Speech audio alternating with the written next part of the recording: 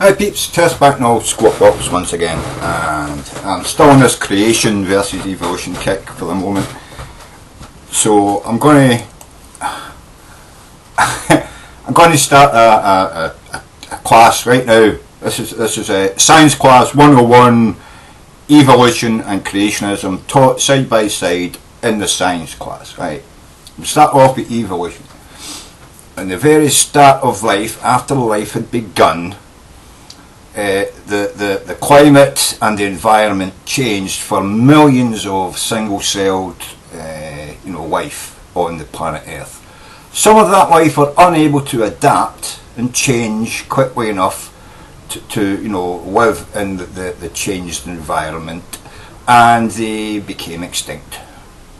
Some of the single-celled organisms, perhaps millions or even billions of different kinds of them, adapted just enough, a tiny little small adaptation, a little change in what they did, what they were, the thickness of their shell, of their cell or whatever, and they survived. And over a long period of time, billions of years, 2-3 billion years, they eventually changed, minutely, tiny little changes over long periods of time, led to large changes, led to going from microevolution to macroevolution, and they became so different from each other that they became all of the stuff we see here in the world now, all the life that we know.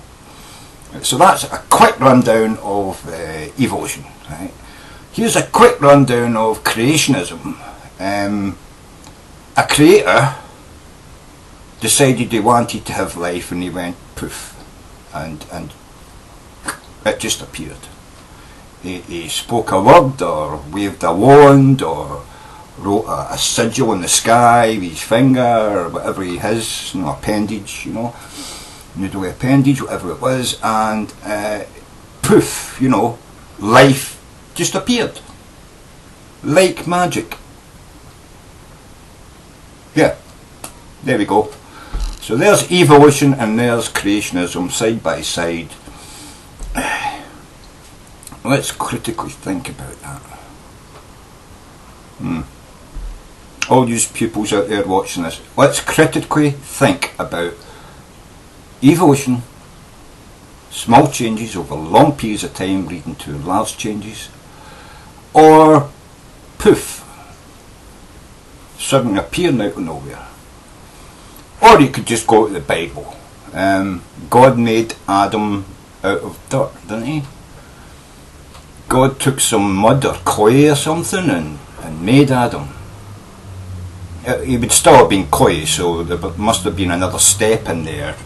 A miracle happens and then life, So clay, a miracle happens, life, I would think you would need to work on that second step a bit, maybe expand on it, give us some detail of what this miracle was, how clay turned into life.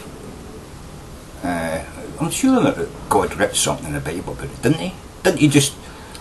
He didn't just say, I made clay and breathed into it, spoke a word, wrote a sigil and life, What was this breathing of life? What was the breath? What was that? Can you expand on that, creationists? Maybe just a page or two on it, Doesn't need to be a whole book. Like, Darwin's Origin of the Species. You don't have to write a whole book on it.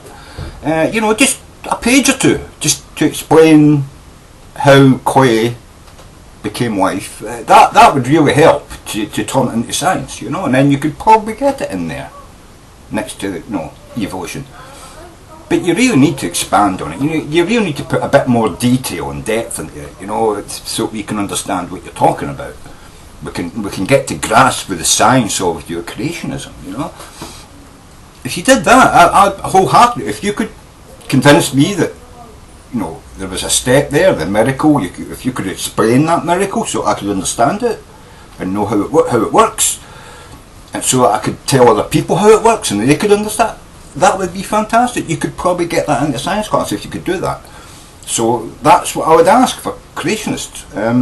You know, explain creation to me.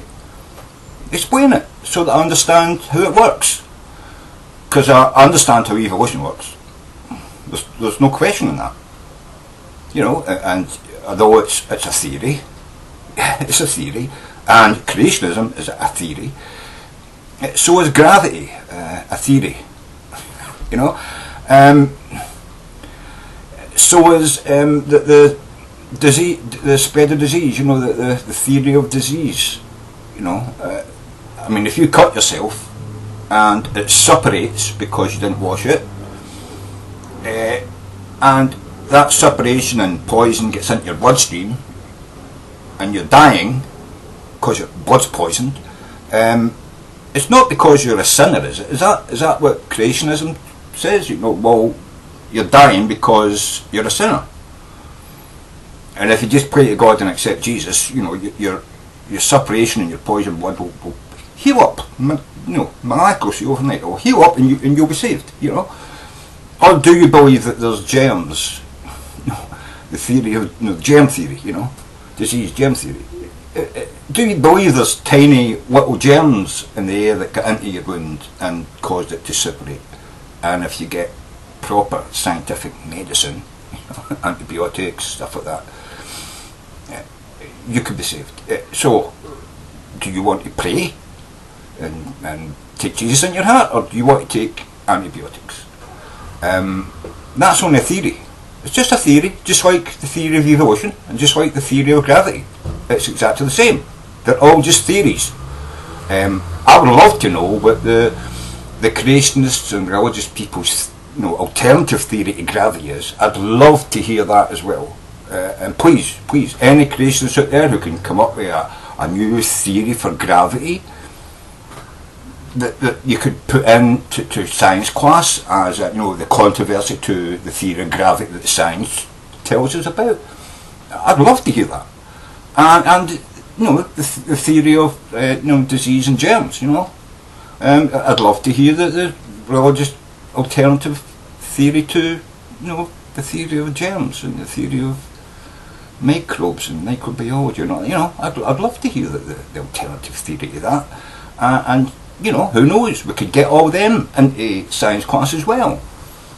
Yeah, the religious, creationist, intelligent design alternative theory to gravity and the alternative theory to, you know, germs and disease. You know, that you know, come on. You know where the roundabout is, creationists. I'd love to hear your alternative theories to gravity and germs. I'm desperate to hear it. I'm on tenterhooks, waiting for you to give me your alternative theories to that.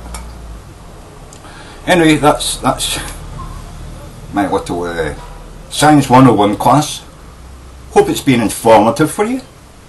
And I'm just waiting for you to fill in the gaps and cross the T's, dot the I's, explain to me, you know, what creationism is, what the alternative to gravity is, what the alternative to germ theory is. You know, I'm just wondering, because all these theories are just theories, right?